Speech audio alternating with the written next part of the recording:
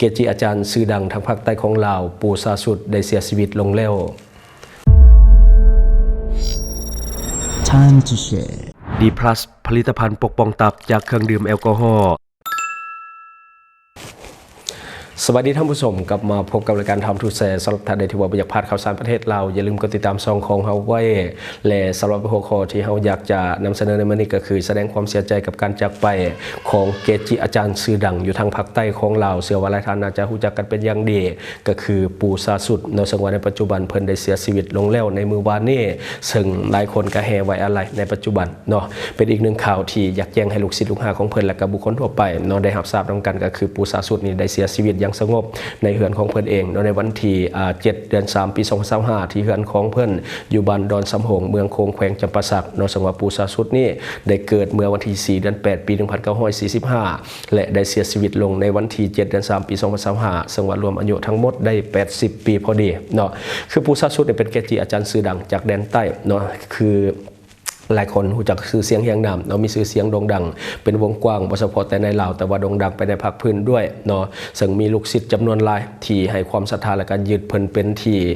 นับถือเป็นครูบาอาจารย์ที่เคารพนับถือโดยซึ่งลูกศิษย์ทั่วสารทิศก็ได้แวะเวียนเข้าไปสักการะบูชาแล้วก็ไปขอทิศนำในการใช้ชีวิตรวมทั้งการสักยันต์ต่างๆรวมทั้งวัตถุมงคลต่างๆเนาะซึ่งมีทั้งลูกศิษย์ทั้งภายในและต่างประเทศในแวดวงพระเครื่องและวัตถุมงคลต่างๆนี่จะเป็นที่รู้จักกันเป็นอย่างดีถือเป็นเกจิอาจารย์ที่ดังที่สุดแห่งยุคก็ว่าได้เนาะที่ผ่านมาในปู่ซาสุดเคยออกเรียนหลายรุ่นเนาะให้ลูกศิษย์ทั้งภายในและต่างประเทศได้สักการะบูชาเป็นที่ยึดเหนี่ยวจิตใจในการใช้ชีวิตและการทำมาค้าขายจนเป็นที่นิยมและก็เป็นที่ต้องการจำนวนหลายเนาะซึ่งตอนนี้สามารถซอกหาเหรียญของปู่ซาสุดได้ตามสื่อออนไลน์ต่างๆและก็เสียนพระที่ว่าเขาเจ้าแห่กันออกมาประมูลผ่านสื่อในปัจจุบันเนาะก็คือตอนนี้เนี่ยหลายคนก็ร่วมกันไว้อาลัยเนาะก็คือไว้อาลัยเป็นครั้งสุดท้ายเพราะว่าเพิ่นได้จากไปอย่างสงบแล้วในเมื่อวานนี้เนาะลูกศิษย์ลูกหาในการพากันโพสต์ไว้อาลัยเต็มมือโซเชียลในปัจจุบันเนาะเฮาเองก็แสดงความเสียใจนำเนาะแต่อย่างไรก็ตามเนาะช่วงนี้ถือว่าเป็นข่าวดังสำหรับการจากไปของปู่ซาสุดเนาะซึ่งว่าเป็นเกจิอาจารย์ชื่อดังทางภาคใต้ของลาว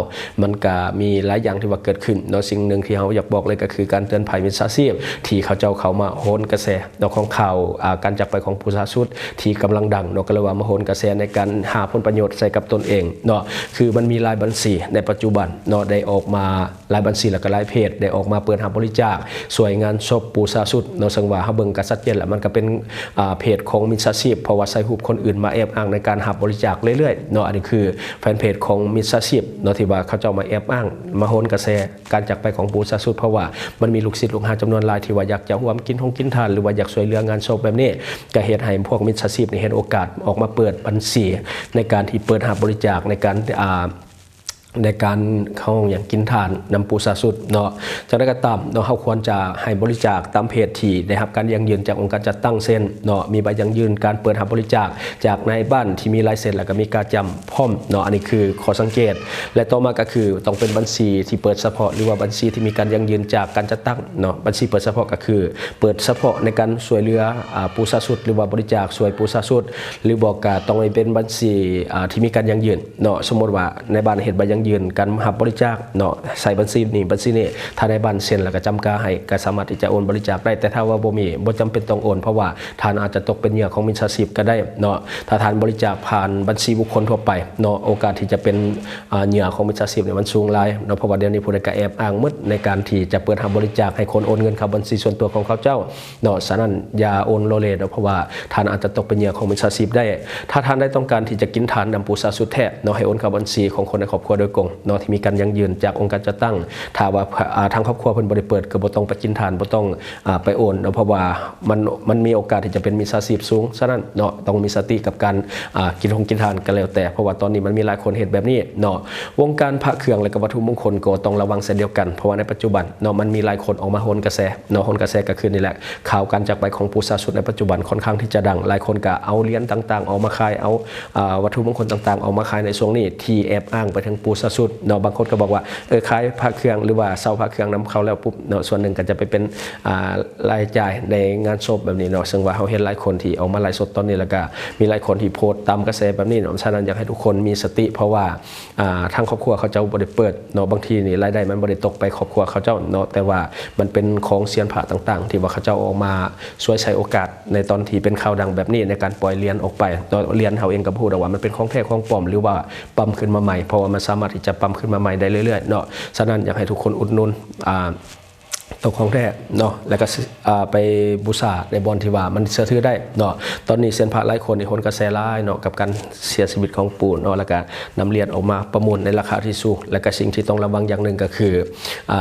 การโอนเงินก่อนเนาะระวังจะได้ซื้อบ่ได้เครื่องบ่ได้ของบางทีโอนไปเพราะว่าเขาพูดว่าผู้ใดเป็นเซียนพระแท้ผู้ใดเป็นลูกศิษย์แท้เนาะเพราะว่าเดี๋ยวนี้มันหลายคนเอาออกมาให้บูชาหรือว่ามาประมูลนะฉะนั้นเนาะอยากให้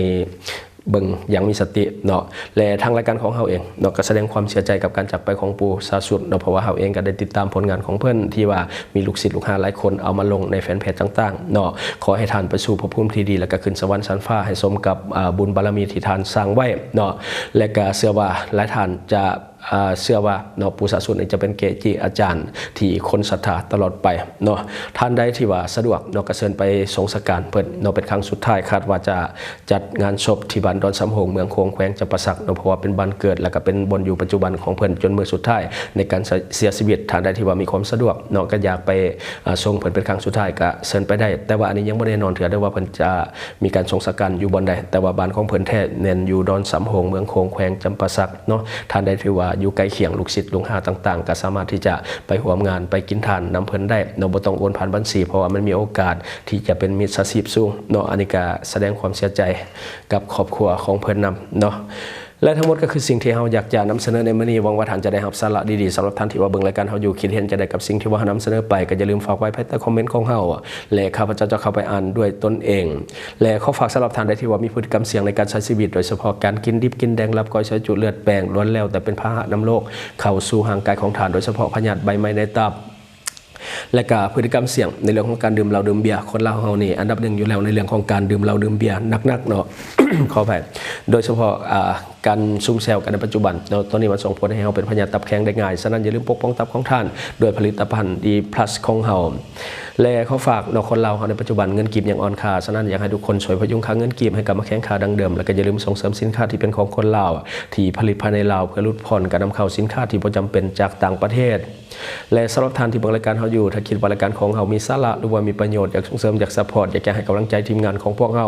ก็อย่าลืมกดติดตามช่องเพราะว่าการกดติดตามช่องถือเป็นช่องทางเดียวที่จะเห็นให้ทีมงานของเฮามีรายได้และก็มีกำลังใจในการผลิตคอนเทนต์ดีๆแบบนี้ให้ท่านได้ชมเรื่อยๆอย่าลืมให้กำลังใจทีมงานของพวกเฮาโดยการกดติดตามช่องขอขอบใจ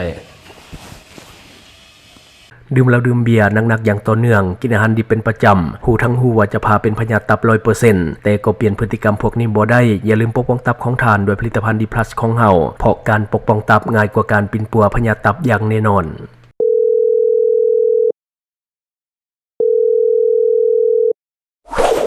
Subscribe for more video